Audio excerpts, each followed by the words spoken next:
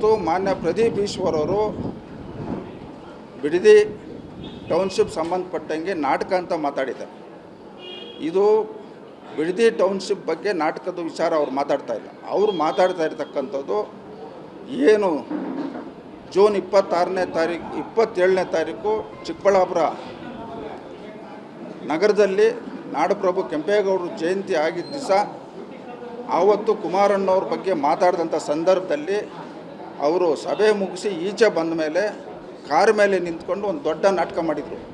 ಅವ್ರು ಮಾಡಿದ ನಾಟಕ ಏನಂದರೆ, ನಾವು OBC, ನಾವು ಹಿಂದುಳಿದಿರ್ದವರು, ಇವತ್ತು ಒಕ್ಕಲಿಗರ ಸಮುದಾಯ ನಮ್ಮನ್ನು ಸಹಿಸ್ತಾ ಇಲ್ಲ ಅಂಥೇಳಿ ನಿರಂತರವಾಗಿ ದೇವೇಗೌಡರ ಕುಟುಂಬದ ವಿರುದ್ಧವಾಗಿ ಮಾತಾಡ್ಕೊಂಡು ಬರ್ತಾಯಿದ್ದಾರೆ.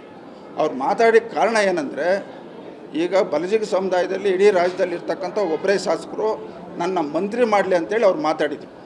ಆದರೆ ಕಾಂಗ್ರೆಸ್ ಪಕ್ಷದವರು ಅದನ್ನ ಕಡೆಗಣಿಸ್ತಕ್ಕಂಥ ಕೆಲಸ ಮಾಡಿದ್ದಾರೆ.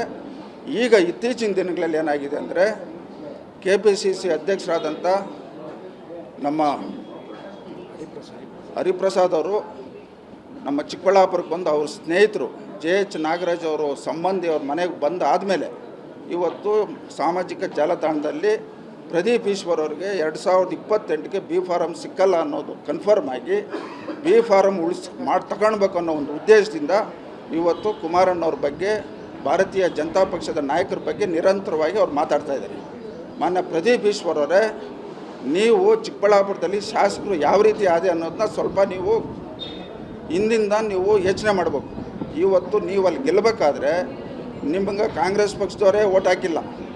ಏನು ಅಲ್ಲಿ ಹಿಂದೆ ಇದ್ದಂಥ ರಾಜಕಾರಣಿ ವಿರುದ್ಧವಾಗಿ JDS ಪಕ್ಷವರು ಸಹ ಸುಮಾರು 20-25 ಸಾವಿರ ಓಟು JDS ಪಕ್ಷದ ನಾಯಕರುಗಳು ನಿಮ್ಗೆ ಓಟ್ ಹಾಕಿದ್ದಾರೆ. ನೀನು ಒಬ್ಬ ಜನಪ್ರತಿನಿಧಿಯಾಗಿ ಇವತ್ತು ಜನಪ್ರತಿನಿಧಿಗಳು ಸಂವಿಧಾನದ ಅಡಿಯಲ್ಲಿ ನಾವು ಆಡಳಿತವನ್ನು ಮಾಡಬೇಕು, ಸಂವಿಧಾನ ಅಡಿಯಲ್ಲಿ ನಾವು ಮಾತಾಡಬೇಕು. 78,000 ಜನ ನಿಮ್ಮ ಮತ ಹಾಕಿ ಇವತ್ತು ವಿಧಾನಸೌಧಕ್ಕೆ ಕಳಿಸಿದಾರಲ್ಲ, ನೀವು ಮಾತಾಡಬೇಕಾದ್ರೆ ನಿಮ್ಮ ಮತ ಹಾಕ್ಸಿರೋರಾಗ್ಬೋದು, ನಿಮ್ಮ ಮತ ಹಾಕಿರೋರಾಗ್ಬೋದು, ಅವರು ಮನಸ್ಸಿಗೆ ನೋವಾಗದ ರೀತಿಯಲ್ಲಿ ತಾವು ಮಾತಾಡೋಂಥದ್ದು ಕಲಿಬೇಕು. ಇವತ್ತು ನಾನು ಹಿಂದೆ ಪ್ರೆಸ್ ಮೀಟಲ್ಲೇ ಹೇಳಿದ್ದೀನಿ, ನೀನೇನಾದರೂ 2028ಕ್ಕೆ ಚಿಕ್ಕಬಳ್ಳಾಪುರ ವಿಧಾನಸಭಾ ಕ್ಷೇತ್ರದಿಂದ MLA ಆದರೆ ನಾನು ನೀನಿರೋ ತನಕ ನಿನ್ನ ಮನೆ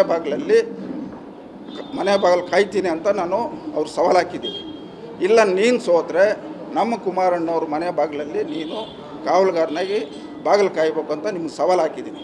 ನಿಮಗೇನಾದರೂ ತಾಕತ್ತಿದ್ದರೆ ವಿಧಾನಸೌಧ ಮುಂದೆ ಇವತ್ತು ನಮ್ಮ ಕೆಂಗಲ್ ಹನುಮಂತಣ್ಣವ್ರು ಕಟ್ಟಿರ್ತಕ್ಕಂಥ ವಿಧಾನಸೌಧ ಮುಂದೆ ನೀವು ಈ ಸವಾಲನ್ನು ಸ್ವೀಕಾರ ಮಾಡ್ಬೇಕಂತೇಳಿ ಈ ಮಾಧ್ಯಮಗಳ ಮುಖೇನ ತಮಗೆ ನಾನು ತಿಳಿಸ್ಲಿಕ್ಕೆ ಬಯಸ್ತಾ ಇದ್ದೀನಿ. ನಾನು ಇದುವರೆಗೂ ಯಾವ ರಾಜಕಾರಣಿ ಬಗ್ಗೆ ನಾನು ಮಾತಾಡೋಂಥ ವ್ಯಕ್ತಿ ಅಲ್ಲ. ದೇವೇಗೌಡರ ಕುಟುಂಬದ ಬಗ್ಗೆ ಯಾರಾದರೂ ಮಾತಾಡಿದರೆ ನಾವು ಅದನ್ನು ಸಹಿಸೋದಿಲ್ಲ. 26 ವರ್ಷಗಳ ನಂಬಿಕೆ, ಲಕ್ಷಾಂತರ ಸಂತೋಷದ ಮದುವೆಗಳು. ಕನ್ನಡ ಮ್ಯಾಟ್ರಿಮನಿ